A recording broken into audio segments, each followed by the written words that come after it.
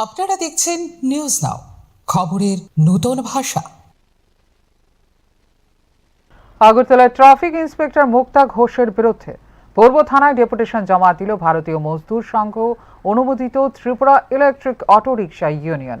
সোমবার থানায় গিয়ে লিখিতভাবে অভিযোগ জানান সংগঠনের সদস্যরা।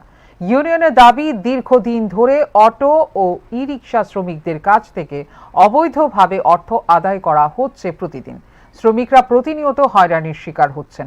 আর্থিক চাপের মুখে পড়ে অনেকেই অসহায় অবস্থায় রয়েছেন। তাই বাধ্য হয়েই তারা পুলিশের দ্বারস্থ হয়েছেন বলে জানিয়েছেন সংগঠনের নেতৃত্ব। ঘটনাকে কেন্দ্র করে ব্যাপক চাঞ্চল্য ছড়িয়েছে শহরের পরিবহন মহলে। অভিযোগের ভিত্তিতে প্রশাসন কি পদক্ষেপ নেয় সেদিকেই তাকিয়ে আছেন সংশ্লিষ্ট শ্রমিকরা।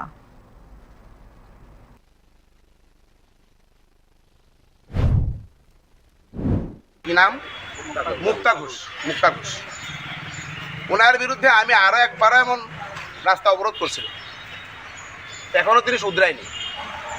উনি গাড়ি দাঁড়াতে পারে না।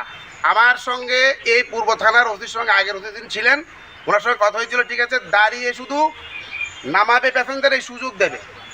এখন সেই সুযোগটা দেয় না। উনি করেন কি, উনি গাড়ি দেখলই আটক, এবং বড় একটা তালা আছে জেনে গেছে, এটা মারার পরে এবার ওই চিপাত নেওয়া যায়, ফাইন দাও কত টাকা, 2000-3000 টাকা। ওই ছেলেরা বলে, আমার শ্রমিক বলে 2000-3000 লাগবে, কাগজ দেয় না। কোত্থেকে দেবে শ্রমিক? কোত্থেকে 2000 টাকা ফাইন দেবে? শ্রমিক সারাদিন রুজি করে 500 টাকা। আপনারা দেখুন, সমাজে পাঠান, সবার কাছে পাঠান, আপনারা নিউজ চ্যানেল, আপনারা তদন্ত করুন। আমি সঠিক বলি না, মিথ্যা বলি? একটা অটো চালক, একটা ই রিক্সা চালক কত টাকা রুজি করে? তার বাচ্চার জন্য সে খাবার নিতে পারে না, ভালো জামা কাপড় নিতে পারে না। দুর্গাপূজা বলেন, ঈদ বলেন, তাদের কাছে কিছু নাই, শুধু পেটে ভাত চায়, তারা কিছুই পারে না।